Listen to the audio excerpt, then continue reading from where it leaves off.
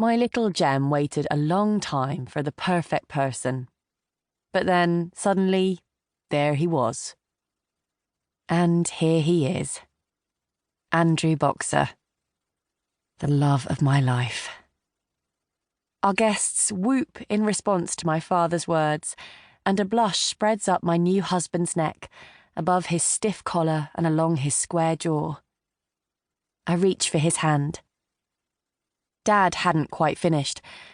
Before we accepted him into the family, this young man faced quite an inquisition. I call it being hauled over the coals, and it's extremely rigorous. After all, her sister has interrogated Somerset's most hardened criminals, but Andrew charmed her instantly. Laura nods to confirm it. And after decades as a medical receptionist, my wife can sniff out a fake or malingerer at 50 paces. But the worst thing she uncovered about this man was his passion for jigsaw puzzles. I liked him on sight, which was a relief because daughters are precious, especially when you delivered them yourself on the kitchen floor. Look at the bride and groom. Aren't they wonderful together? Yes, we really are. It's time to toast the happy couple. To Andrew and Gemma. Andrew and Gemma. The ring of crystal echoes around the function room, and Dad's dewy smile makes my own eyes smart. I brush away the hint of a tear before the wedding videographer zooms in too close. Andrew stands up. The anticipation makes me catch my breath. Love is the biggest puzzle in the world. You'd all expect me to say that, but it's true. You can't see it. You can't hear it. You definitely can't buy it. Yet finding it is the key to happiness. The glow spreads through me. The speech has taken him weeks to perfect, and it is Andrew to a T. So what kind of puzzle is it? Maybe it's a treasure hunt. The fun is in the seeking, making mistakes, and, as many of you know, I've had plenty of practice in that department. Following false trails, reading the map upside down. Gemma is a specialist at that. Everyone laughs. My terrible sense of direction is a family legend. Or perhaps love is a crossword with cryptic clues that make your head hurt. There are millions of words that might fill in the blanks, and there are millions, billions of people out there who could be the one. Finding love could also be a numbers game, like Sudoku. When you meet the right person, everything suddenly adds up.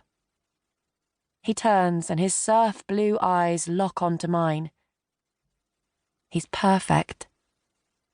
I know I'm biased, but I'm also right. For me, though, love is actually a giant jigsaw, but with no picture on the box. You make the frame first, learning about yourself. Sometimes it feels like you'll never be able to see what the image is, what it means. And then it happens. That person comes into your life. That missing piece. I knew the moment I saw Gemma that she was the one. Compared to some people, we took a long time to find true love. But the trickier the puzzle, the more incredible it feels when you complete it. Love surrounds us, warm and buoyant, like the thermals that lift a hot air balloon into the sky. I can almost smell the tea rose arrangement on the table, almost taste the biscuity bubbles of the champagne, almost feel his hand around mine and the unfamiliarity of my wedding ring. But not quite. Andrew's face fills the frame. My handsome, living, breathing husband. I press pause. How many times have I watched this? 200? No, more. And this is where I always freeze the recording. Andrew is the picture of health. His frame still broad, not fat. His face tanned. His lips soft. His dark hair thick and glossy. Everything about him seems vital. It will be 7 months before his body starts offering him clues. Another 3 months before the most dedicated puzzler I've ever met joins the dots and bothers the doctor.